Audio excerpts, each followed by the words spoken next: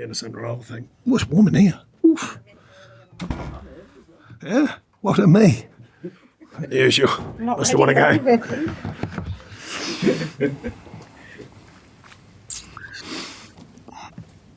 Good afternoon, everyone. Welcome to our pre-match press conference to preview our game against Newcastle United. We'll start off with Vinny from Sky. Sean, getting that first win last week, what was different in the performance compared to what had gone before? We're seeing the game through. We didn't play as well, actually, first half particularly. I thought we were stronger in the second half and, looked a threat when we needed to and took our chances. And then seeing the game through defensively with, a better feel to the organisation going into the end of the game. Even after that win, though, obviously off the field matters crop up again as well. And we see reports that new owners coming in could provide you with a sizable transfer budget in January. What do you know about any such thing? Well, it's fair to say there wasn't many quotes in there, so I try and stick to the facts. And I certainly haven't heard anything from the owners at all, and certainly not about transfer budgets. As there was no quotes, I would take that as a mythical story, like there's many out there. Until it becomes a fact, then I try, if I can, and concentrate on the facts. And I certainly know no other at this stage. Any plans for you to speak to them in the near future? Not from my point of view. Obviously, I'm always open to speak to whoever needs to speak to. But no, I haven't heard anything from their side of things. And again, speculation surrounding Jarrad Branthwaite, only just back from injury. What do you make of that? Do you have concerns that someone like Liverpool could come in for him in January? I think we said, I said, in the summer that, any player at Everton Football Club, it's a worldwide market now. It's not just about one player. The way that the game's changed. Everyone, certainly in Europe, maybe the world, but certainly in Europe, the transfer sort of situation has opened up across Europe. So it's not a surprise that good players are linked with other clubs. That's just the way it goes, the nature of it. I said in the summer he'd be staying here. He is. So that's good. Was you confident about him staying the entire season? Yeah, the club has a situation which it will still be looking upon. Obviously, if the new ownership does go through, that might change things, financially, or the viewpoint of where the club is at and where it wants to go. But we don't know that yet, so we'll have to just wait and see.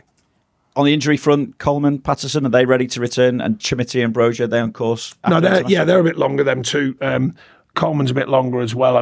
Not too much longer. We'd be hopeful over this international period. He gets closer. And Pato is more common sense now. He's out training all the time, but he needs a game programme after being out just around that 6-month mark. So, a bit of a longer term situation. But he's making good progress and he's training regularly. And so far, so good. You took 4 points off Newcastle last season. The 3-0 victory at Goodison Park obviously was part of that 4-game run after the defeat to Manchester United as well. But what do you expect from Newcastle this time around? Just one defeat all season at Fulham, but followed that up obviously with a very good performance against Manchester City.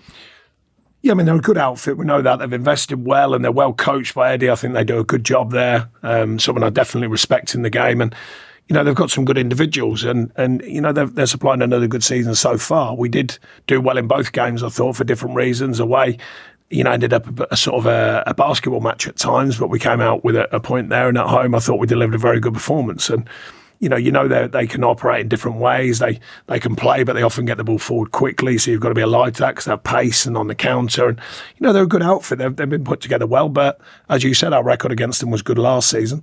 There's certainly no given reason why we can't replicate that record, but you've got to play well, and I think we've got to play well from the start to the finish. I thought we pieced it together better the second half last week against Palace, but you've got to do that for the full game. Sure. Thanks, Vinny. We'll go to Fraser.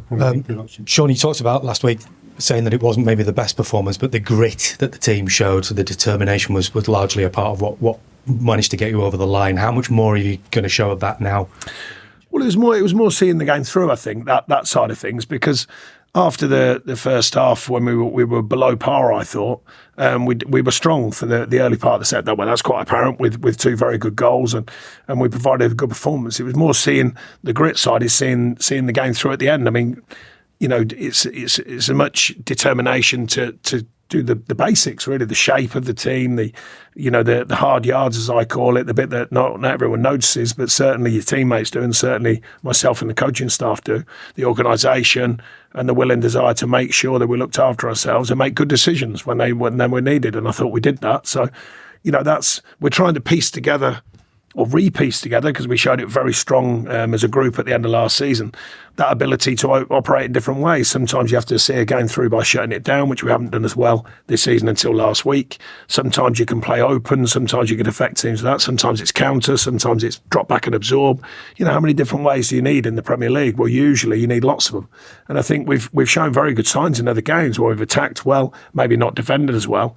And now it's about, bolting it together and doing it for 95, 97 minutes, whatever the game offers, and finding different ways of operating to make sure we look after ourselves and win games. And like I say, so I was pleased with that overall against Palace, of using them different ways of working to make sure that we did look after ourselves. Obviously, we've got to go and do that moving forwards.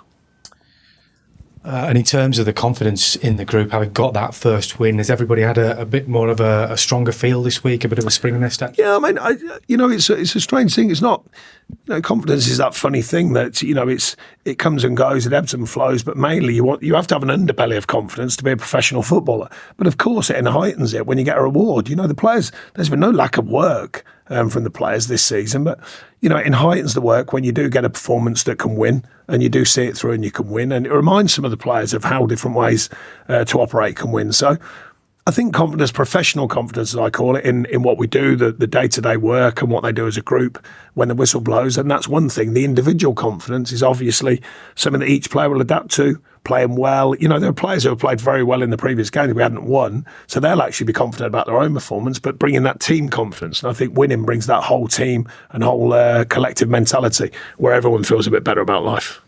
Thanks, Fraser. We'll go to Julia at Radio Merseyside. Hi. Jesper Lindstrom was substituted at half-time against Palace. How has he reacted to that this week in training?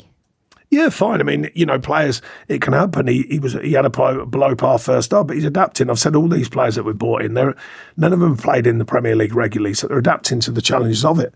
And, finding that in-game consistency, which I've spoken about endlessly, it's not just about week-to-week consistency. During a game, staying true to the cause. And if it's not your day to be, say if you're a real talented player, which he is, I think, with the ball technically, if it's not your day to be good at that, then you've got to do the team job. And if both are not operating as well, then sometimes it needs a change. So it's all part of his development and learning about what the Premier League's about. So, yeah, there's certainly no question marks other than learn, move forward, and we get ready again. Can I just ask the difference between Jarrad Branthwaite had a game for the under-21s and then came back into the starting 11? Nathan Patterson has done a couple of hours with the under-21 games. What's the difference there? How long will it take Nathan Patterson to get up to that level to be in the starting 11? Patterson was a different kind of injury. It was quite a serious injury on a tendon, which is unusual. Needed surgery on a tendon, which is equally, has to be careful on the recovery. So therefore it needs more time. Coming back to true fitness, true sharpness, game sharpness, that's 6 months is a long time to be out. So it's a game's programme rather than one game. He hadn't done as much of the support training, so although he could play a bit quicker than Jarrad, he hadn't done as many hours just on the support side of things, as in the sports science support. Jarrad had obviously had a spell when he came back and was nearly back and then went down again. So all these things have to be calculated. And still we made a decision on Jarrad. He felt good. He felt right. And Pato, we know and he knows, is still just sort of searching for that true fitness and that sharpness. So there's more to it than just literally injury for injury. They're different kinds of injuries and they're treated differently. And the recovery is treated differently as well. Dwight McNeil at the moment nominated for Premier League Player of the Month for September. He's also topping loads of the stat lists, including key passes. He's still only 24 years old. Yeah. Have we seen the best of him, and how much more is there to come from him? No, I spoke to him when I first got here about what we felt of him. Obviously, I gave him his debut all them years ago, and he's never really looked back. He's had a couple of tough spells, and I appreciate before I got here he was having a bit of a quiet spell, and people were asking questions about him, but. He's affected himself, not just us affecting him. He's affected himself. He continues to mature as a player. He knows we speak to him about other things that we still think he can round himself with. Change of position was something that we've talked about a lot since I've been at the club, and when and where we could do it and the reasons for doing it. And so far, it's been productive. I still think he can operate all across that middle band of the pitch. But so far, he's done very well, and it looks like to me he's enjoying his role as well. I appreciate there's a lot of the season to go, but being out of the bottom three after lots of questions about being in it, does it give a slight psychological boost? It doesn't to me particularly, but I mean, it changes the feel of what's going on, and yourself, it's the noise created is very quick. Everton's had a gloomy story for a long time now, so it's an easy story. I've always said that, if we're not winning games, it becomes an easy story and everyone jumps on it very quickly because they can roll the story out quickly. And so I think it's more the feeling of everything. You come out the bottom four and it just lightens that kind of mood around the media side, the fan side, the player side even, and it gives a different feel. Now, we've got to capitalise on that because if that does affect people, then you want that to go away, quite obviously. You want them to, that fine line between when you go on a pitch of being focused, but that freedom to go and play. And when that story changes and it softens a bit, then that gives a bit more freedom to the players to go and play. And you want them to be relaxed but focused when they play. So overall, of course, psychologically for the fans and I think for the players deep down, it's nice to be out the bottom three. But it's a work. It's not a work done for the season. There's plenty to do, and unfortunately, we have been down that end of the table for a few years now. So it's not new ground to the players, but we certainly didn't want to be there, and we still don't. So now we're working to come away from that and get clear of that, and then, like I say, find that better days when everyone's a bit more relaxed about it and they can enjoy their football. And usually, not always, but usually you find that brings better results. Thanks, Julian. Who's next? Will, we'll go to you. Hi, Sean. Just on Jarrad, there was a lot of speculation, obviously, over him in the future. How did he handle all of that talk over the potential exit away? All right, I think. I don't really speak to him about it. I don't need to. He's still here. I'm not going to sit there and chatting endlessly about stories in the paper, of which 95% are not true. So there's no point to it, So he seems fine. He's, other than being injured, obviously that's been a real blow to him. But he's been fine. In terms of your midfield, you've rotated a little bit and you've had a little bit of unavailability. Do you still feel like you're searching for your best two? Do you know your best two, or do you think there's different combinations that you will use? No, I think there's different combinations. I think, we're searching for the right fitness levels because obviously Ghana had to go away, unfortunately, with a family situation, missed a pocket of football, and Tim's learning about the Premier League.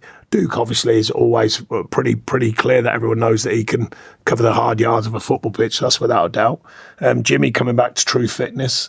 So you're sort of piecing it together a little bit and finding the right mixture. It's not an easy task, but they're all good players. So the main thing is to get them all properly fit, Premier League fit, and they're just about getting there now, which is going to be beneficial, I think, moving forwards. Just in terms of Nathan Patterson, he's been here nearly 3 years now and knows focus is on getting fit, but how determined is he to really nail down that right back berth? Because he has had injuries, maybe been in and out the team. Is it his time to really nail that position down now? Well, it's not about his time. His time could be whatever. It's about him getting fit and getting his form right to go and play. But the first thing is to get him to that fitness level.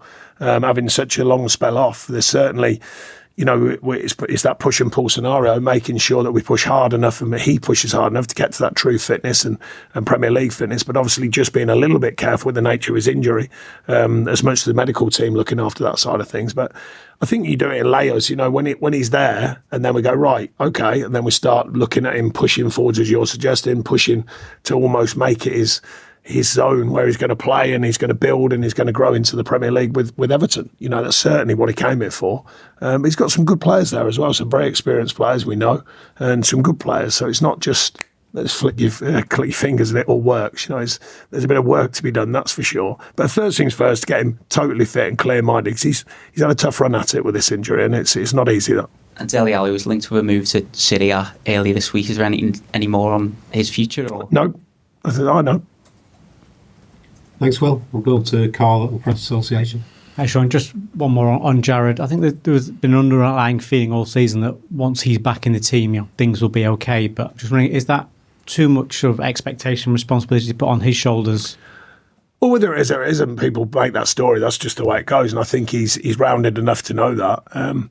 But there's 10 other players out there at any given time working hard. And I thought they worked hard around him on Saturday because he's still getting back to true fitness.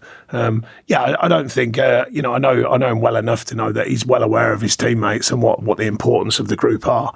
I think he's just...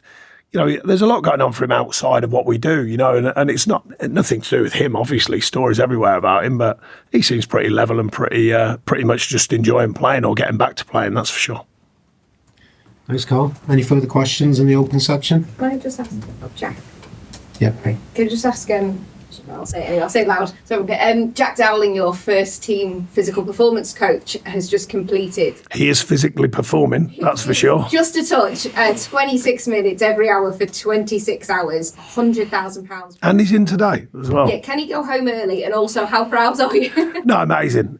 You know, what the effort he's put into raising funds, and you know, obviously we know the story behind it from his family point of view. It's been incredible. And this one again, you know, slightly more under the radar, this one, but it's been amazing. And the lads all found out this morning that he did complete it. A few of the staff done some bits with him.